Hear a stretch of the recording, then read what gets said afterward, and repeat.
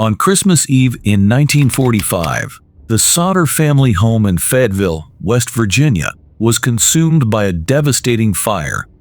While the parents, George and Jenny Sodder, and 4 of their 10 children escaped, 5 of their children, Maurice, 14 Martha, 12 Louis, 9 Jenny, 8 and Betty, 5, vanished without a trace. What followed was a mystery steeped in heartbreak, speculation, and unanswered questions, leading to decades of search and intrigue that continue to captivate true crime enthusiasts to this day. George Sodder, an Italian immigrant, arrived in the United States in 1908, seeking the American dream.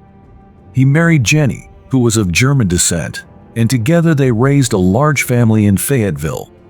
By 1945, the Sodders had 10 children, a testament to their commitment to family and community. The Sodders were known for their strong work ethic and entrepreneurial spirit. George owned a successful trucking business, and the family was well regarded in the local community. They lived in a 2-story home on a hillside, which became a focal point for the tragic events that would unfold. On the night of December 24, 1945, the Sodder family celebrated the holiday with their usual festivities. After the children went to bed, George and Jenny remained awake, enjoying the evening together. At around 12:30 a.m., they were jolted awake by the sound of an explosion. George rushed to investigate, discovering that their home was engulfed in flames. Despite the chaos, George and Jenny managed to escape with 4 of their children. However, the 5 remaining children were still inside the burning houses. In a frantic attempt to save them, George ran back into the house, but the flames and smoke were too intense. He shouted for the children, but there was no response. Desperate, he tried to retrieve a ladder to reach the 2nd floor, but found it missing. The local fire department arrived quickly, but by the time they extinguished the flames, the house was a total loss. The firefighters searched the debris, but no bodies were found. In the aftermath of the fire, local authorities launched an investigation. The cause of the blaze was initially ruled as accidental, possibly due to faulty wiring or a discarded cigarette. However, the Sodders were left with lingering doubts about the official explanation, especially given the circumstances surrounding the fire. As the days turned into weeks, George and Jenny began to piece together a series of troubling signs that suggested their children may not have perished in the fire after all. Witness accounts. A few days after the fire, several witnesses claimed to have seen the 5 Sodder children in a passing car shortly after the blaze. This sparked a flicker of hope in the hearts of George and Jenny. Missing ladder. George discovered that the ladder he had hoped to use to rescue the children was missing. This raised questions. Had someone removed it? Unexplained fire truck delay. The local fire department took a lengthy 45 minutes to arrive, prompting George to wonder if foul play was involved. The search for answers.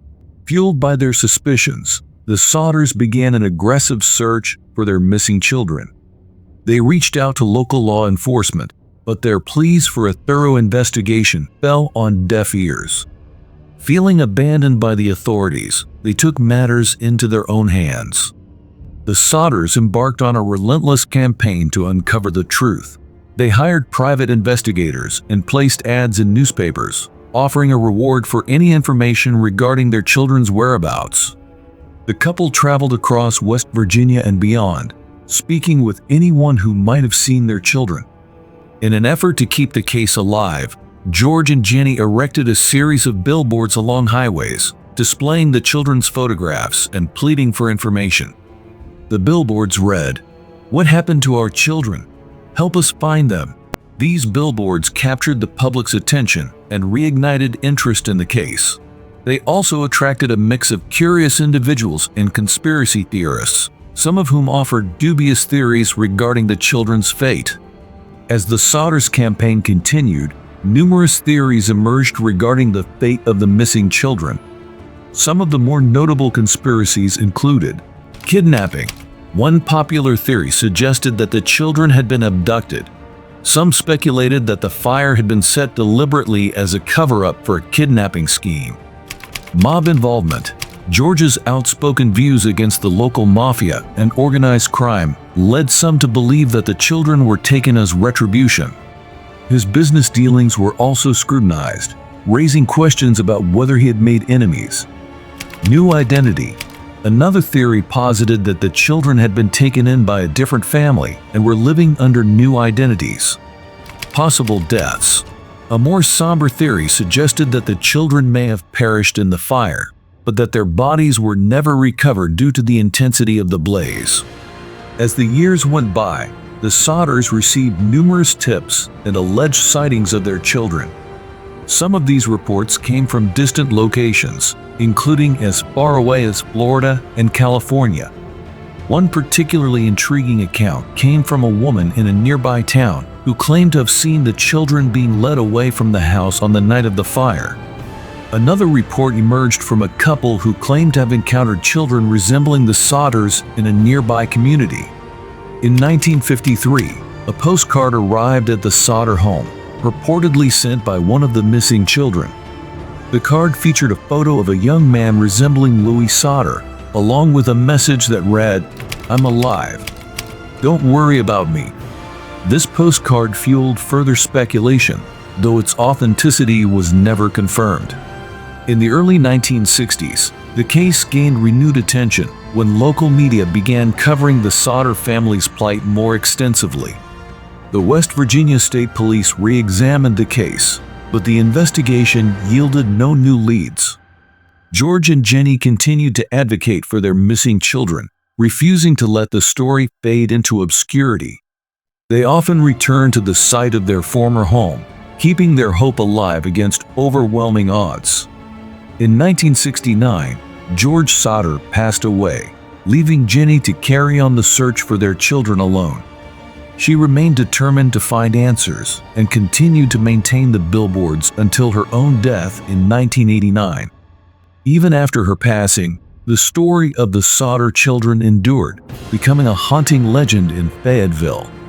Local folklore grew around the case, intertwining it with tales of ghostly apparitions and the lingering spirits of the missing children. The mystery of the Sodder children has left an indelible mark on American true crime history. Their story speaks to the heartbreak of loss and the relentless quest for truth in the face of overwhelming uncertainty. The case has inspired books, documentaries, and even a podcast, ensuring that the memory of the Sodder children remains alive in popular culture. Theories continue to circulate, and discussions about their fate provoke deep emotional responses from those who hear their story. Despite the passage of time, the Sodder children's case remains unsolved. Many amateur sleuths have taken up the mantle of investigation, revisiting the evidence and exploring new theories. In 2021, the 75th anniversary of the tragedy, local authorities reaffirmed their commitment to keeping the case open, stating that they would welcome any new leads or information. The promise of technological advancements in forensic science offers hope that one day the mystery might finally be unraveled.